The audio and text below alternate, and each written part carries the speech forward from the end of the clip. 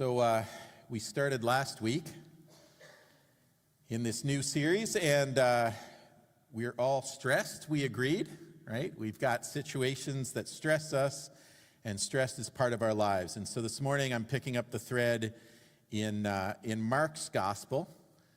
We started at the beginning of the Bible in Genesis 1. We're going to start in the beginning. I know it's the second book in the New Testament, but it's the earliest gospel. So it was written first.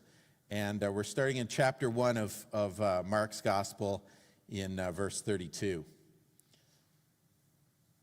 That evening, after sunset, many sick and demon-possessed people were brought to Jesus. The whole town gathered at the door to watch. So Jesus healed many people who were sick with various diseases, and he cast out many demons. But because the demons knew who he was, he did not allow them to speak. Before daybreak the next morning, Jesus got up and went out to an isolated place to pray. Later, Simon and the others went out to find him. When they found him, they said, "Everyone's looking for you." But Jesus replied, "We must go to other towns as well, and I will preach to them too. That's why I came." So he traveled throughout the region of Galilee, preaching in the synagogues and casting out demons. So as I said, we all face stress, and we can understand that if we look back at the creation story, there was this rhythm of creativity, of productivity, and rest, and that all of that was part of the creative process, that it wasn't just, I'm going to be creative and then I'm going to take a nap. God doesn't need a nap. He wasn't tired, but he does rest on the seventh day. And it says that was the account of creation. And so now we pick up things in the New Testament, and we're picking up a story kind of midstream. You can tell that because our passage begins that evening. And so the question naturally is like, what evening? What was happening that day? And we'll run down the story. So what's been happening this day, it starts in verse 21 to describe it to us, and it says, Jesus and his companions went to the town of Capernaum. When the Sabbath day came, he went into the synagogue and began to teach. So Jesus starts off the Sabbath day in the synagogue teaching, and that's where this day begins. And then if you pick up after Mark chapter 1, verse 21, then we're told a little story about a guy possessed by an evil spirit who calls out in the middle of Jesus' sermon. So disrespectful, eh? And Jesus answers him, and Jesus casts out the demon. And so he casts out this spirit, and he sets the guy free in the middle of the worship service. And so people are starting to talk, and they're going, what kind of authority does this guy have? And how is he able to do this? And this is kind of amazing, but also kind of scary. And so it's a bit of a disruption, right? There's controversy. There's people that kind of get it, and there's people that are not sure what to think, and it seems to cause a little bit of a stir. And then after the worship service, we've got another incident where Jesus goes with James and John to the home of Peter. And so they go to the Apostle Peter's home, and as they arrive there, they realize that Peter's mother-in-law is really sick. And so she's been in bed all day. She's been sick with a fever, and so Jesus heals her. And she is so grateful that her response is to cook them a meal. And so she gets up immediately, and she's not just, mostly better. She's fully fine, and she goes about her tasks of making them a meal to say thank you. And so there's social interaction, and there's conversation, and they sit at the table for a while. And so he has a visit there. And all of that, right? The synagogue, the healing, Peter's house, and his mother-in-law, and healing her, and sharing a meal, and conversations, and all that comes with that kind of visit. All of that happens during the same day, and then we come to our passage, and it says, after sunset. Like the sun goes down, and you go, it's already been a full day, kind of, right? After a full schedule, guest preaching, social interaction, healings in both places that Jesus finds himself, we're told that evening after sunset, many sick and demon-possessed people were brought to Jesus. The whole town gathered at the door to watch. So Jesus healed many people who were sick with various diseases, and he cast out many demons. But because the demons knew who he was, he didn't allow them to speak. Get the scope of what's happening? So busy day, synagogue, sermon, healing, social visit, healing, and then after sunset, all kinds of people, many demon-possessed people, many sick people, and Jesus is gathering with them, and the whole town is gathered around the door, just rubbernecking what's going on, right? Just checking it all out. So lots of people. Even for extroverts, that's a lot of people. And so this all happens, and we're told that Jesus won't allow the demons to speak because they knew who he was. So he's got this pressure on him that he feels like the time's not right to go totally public. He does these things in public places, but he's always trying to keep it a little lower key than it ends up being. And so things are kind of getting a little bigger than he really wants them to get at this stage. So there's that pressure too, right? So there's the pressure of doing your job, of preaching in the synagogue. There's the pressure of healing people, and what does everybody think about that? And some people are kind of scandalized by it. There's him going to this house and family, friends, Peter's a good close friend, and it's his family, so there's a bit of pressure there, right? When you're meeting somebody's in-laws, and he heals her and looks after that situation. And then there's this whole crowd of people, this lineup of people after sunset. And person after person is coming up to him and getting healed of their sickness. Person after person is coming up demon-possessed and going away free. And many of both kinds of people and a whole crowd of people watching. That's a lot of pressure, right?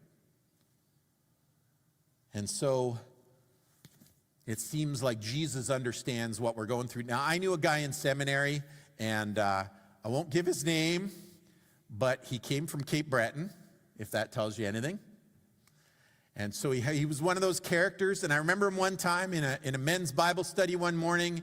We're all training to be pastors, and he said, that's fine for Jesus, but he doesn't know what it's like because he didn't have two little kitties hanging off him all the time. Now, if you met this guy's kids, his kids were probably the lowest key kids, the least troubled kids there were. But for him, he felt these pressures, and he was sure Jesus didn't know what it was like because Jesus didn't have kids. I'm not saying kids aren't a handful sometimes. But if you run down the list that Jesus has, he's got pressure from the crowd, pressure from leaders, family pressures, pressure to heal, pressure to conform to the establishment they're always throwing at him, time pressures, people pressures, pressures from work. How would you like the job of saving the world? Any takers? Right? So he's got these things. He's got people pressuring him. He's got people situations. He's got relationships to deal with. He's got people who like him and people who don't like him. And both add a certain kind of pressure, right? And they say there are good pressures. I mean, if we didn't have any pressure, none of us would have rolled out of bed this morning or any day, right? You just go, I don't care. So there are pressures that kind of motivate us.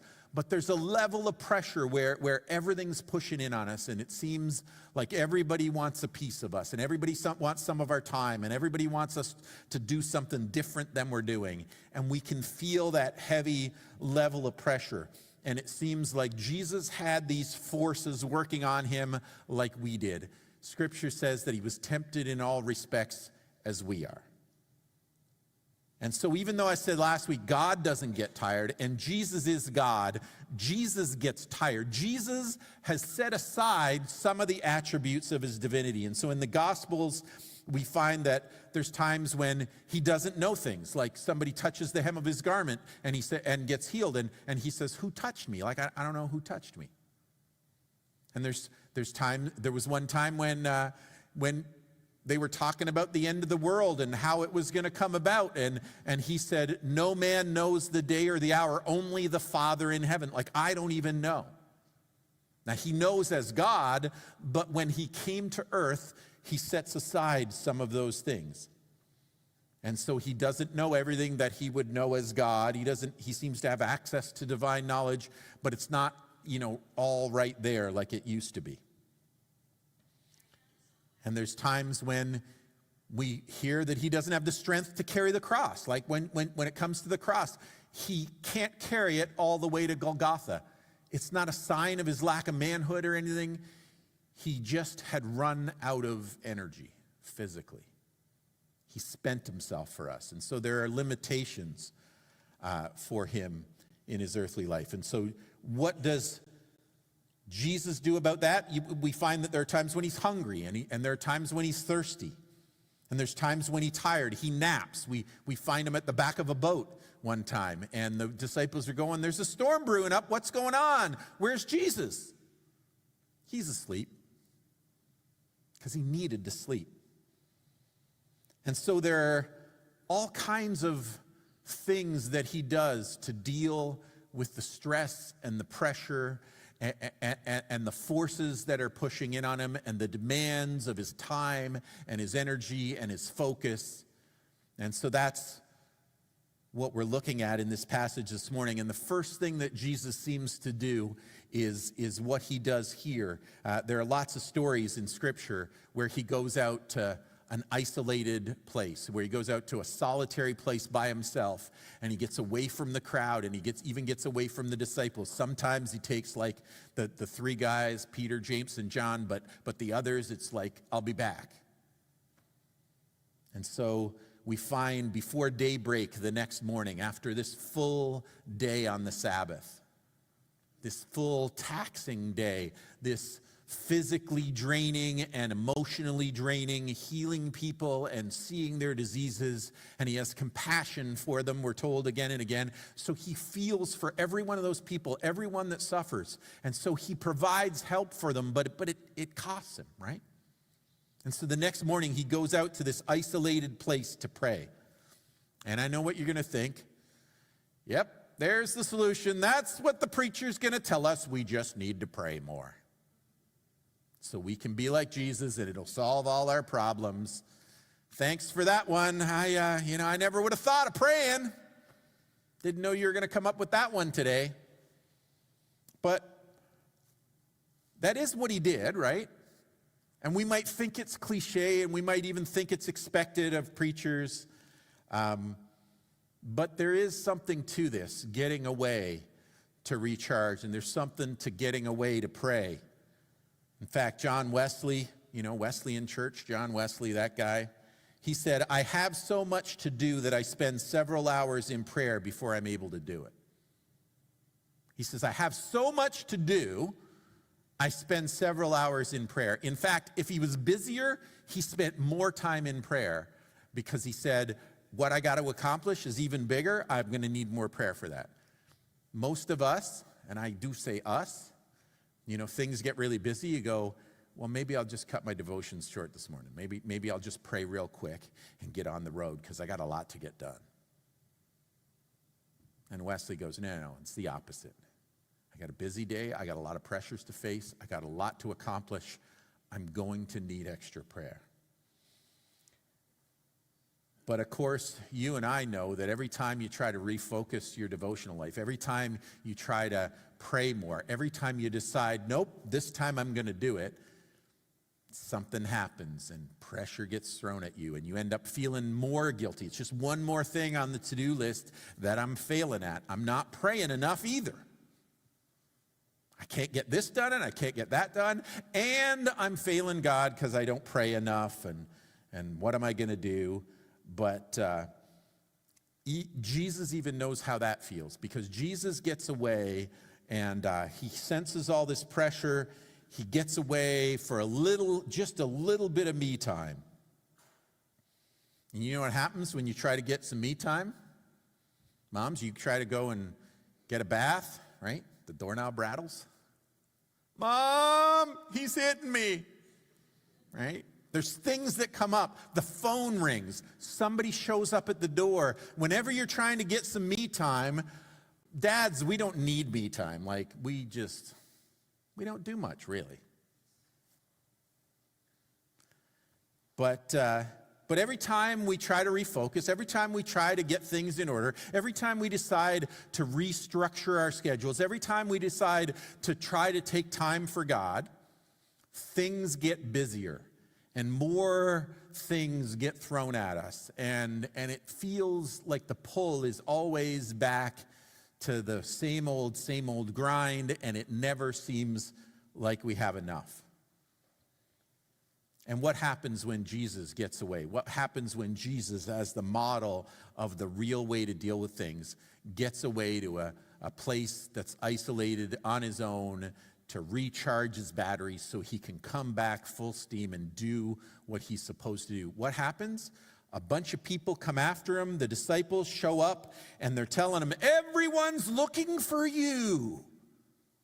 Like, you're going over there. People are looking for you in Capernaum. Everybody wants to know where you are. Everybody wants a piece of you. They want something from you. There's more people to be healed, and there's more people who are sick, and more people want to talk to you, and more people have needs. Jesus. Come on, Jesus. What are you doing out by yourself? Everybody's looking. Everybody's hurting. Everybody has a need, and you're supposed to be meeting it. Now, do you think Jesus understands pressure? Right? Like, just when you feel like you're tapping out and you need some time to yourself, but there's so many things to get done, and there's so many people depending on you, and there's so many people making demands of you, and there's so many situations that pull for your attention. And so Jesus, like us, feels the pressure just when you feel like you needed some time. And so they feel they have a claim to his time, and they feel they have a claim on his energy, and they feel like he should be doing something different than being away in that isolated place, resting. And Jesus' answer is basically, it's a word that's kind of difficult to pronounce. It's kind of a complicated word. I don't know if you know much about ancient Hebrew or Greek, but you could try this word. I'll try to translate it into English, but it's kind of complicated to pronounce. Are you ready? No. That was his response, basically, what it boiled down to. Say it with me. Practice. Some of you are really bad at it. I don't want to be critical, but some of you are really bad at saying that word. Can you say it? No. So Jesus, this is what he said. It was a nice way to say no, but it was still no. He says, we must go to other towns as well. I will preach to them too. That's why I came. He says, you're telling me I got to go back to Capernaum. There's people looking for me. There's people with needs. There's people who have a claim on me. There's people who want what I'm doing the other times, and they don't want me to stop, and they want me to keep going and keep going and keep going. And no, we got to go to other towns as well, and I'll preach to them too. That's why I came. Like, he knows why he's there. He knows what he's about. He knows what he has to accomplish. And so there are people with very real needs who are coming and asking him to do something. And he says, I can't be there and go where I'm supposed to go, and I'm not going to be torn in half, and I'm not going to deal with the guilt. I'm going to go where I'm supposed to go. And here's a news flash for you. Jesus, because he takes on human flesh like us, we can't be in two places at the same time. Did you know that? Do your friends and your family know that? Do your coworkers know that? Does your boss know that? You can't do two things at the same time. You can't expend energy that you don't have. You can't do more than you can do. So there are times when you feel torn. There are times when there's like two things that are vying for our attention, two things that demand to be done, two things or two people that are making a claim on us, and I don't know what to do. I remember talking to a lady once in one church, and her husband had not been well. He was in his 80s. Her mom was 90-something, and her mom was, on the verge, like she could pass away any day, and her husband wanted to travel, and this might be her last chance to travel with her husband. He's not going to feel up to it much longer. And I remember having this conversation with this lady. She's a dear friend, and she's like, I feel torn. If I go, what happens if my mom dies while I'm gone? And I'm going to feel really guilty. But if I don't go, my husband, Jack, what if I don't go with him and this was my last chance to travel with him? What if he doesn't make it? Like I feel like I really need to be a good wife, but I also need to be a good daughter, and I don't know how to do both in this situation. You ever had decisions like that seem so difficult because both choices seem to have a demand and seem to be good things and seem to be things that you should do, but you can't do both? You can't get it all done? Like it's physically impossible? It's not just that it's going to be, I'm going to have to run from here to there and I'm going to have to tear myself apart, but it just can't even happen. And all I could say to her is, pray about it and do what you feel is best, but whichever choice you make, don't feel guilty for not doing the other one, because you can't do both. You just can't. You can't go and stay at the same time. So you can't feel guilty for not going and staying at the same time. Make the best decision you can with the information you have, prayerfully, but then let go of the guilt. And so Jesus seems to be a great model for this, because he guilt-free says, I'm not going to do that because this is why I came. I'm not going to make this choice because I know this is the right choice for me. He knows the right choice for him. We don't always, so we can pine over it, but if we make the best decision we can with the information we have, and we pray about it and we ask God to help us, then we got to just make the best choice that we can. And it's never going to be magic, and we're never going to get it right all the time. But we have to understand our limitations. And so Jesus knows his mission, and he knows his limitations, and he takes time to himself, and he focuses, and he says, I need to make choices, and sometimes the choice is to get away and rest, and then sometimes the choice is not to go where I'm being pushed to go, not to go where people are making demands of me, not to go to the place that everyone might feel you need to be there, but to say no, and to be focused on what you're supposed to do, and to guilt-free walk around in the world knowing you can't do everything. Even Jesus knew that he couldn't do everything while he was on earth. And so he does that for us. He models for us what it is to cope with our circumstances and what it is to not just walk around feeling guilty all the time because we can't do everything. He knows his mission, and he knows where he's supposed to go, and he chooses to go there, and he doesn't feel bad for not going somewhere else. And so we have to ask, what is it that is our focus? What is it we are supposed to be doing? What is it the mission for today that God's laid on my plate? Sometimes people are asked, to do this exercise and to say, what do you want your eulogy to be? What do you want written on your tombstone? And what is it you want written on your tombstone? Do you want rest in peace?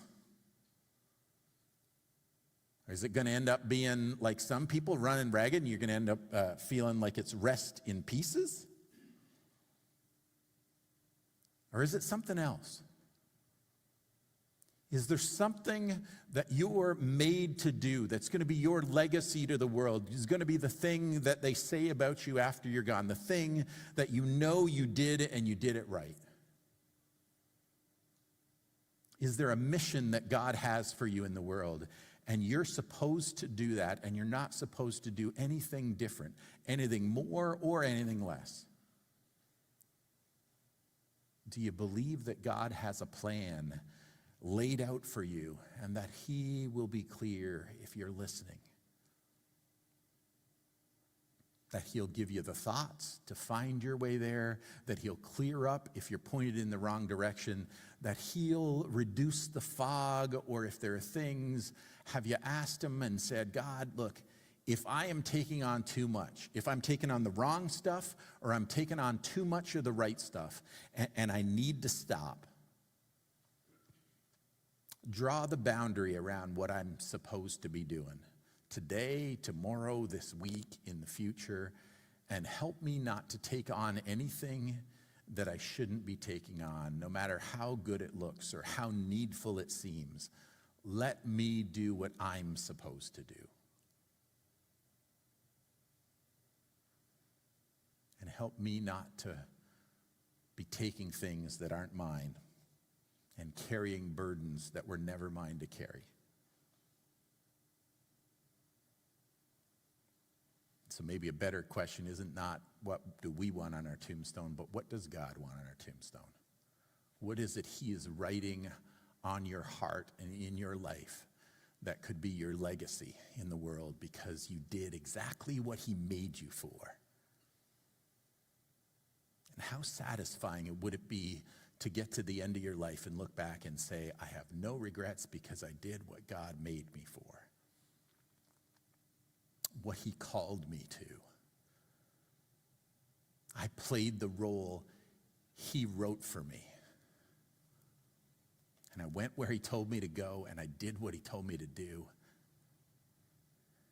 And I'm at peace, and I'm satisfied, and I know what it is to live abundant life, full on, complete, satisfying life. He told me what to do, and I listened. No one I've ever known lying on their deathbed ever regrets listening to God. Not one. Because there's such a sense of rightness and purpose in that it gives solace to your soul. I want to reach the end, and I want to hear him say, good and faithful servant, and I don't care what anybody else thinks of me. If he says that, I'm going to be all right. I'm going to be happy. I'm going to be content to go from this world to the next because I will know that I belong to Jesus. And I did what he said, and I was obedient. And that will be the only meaning I need in life.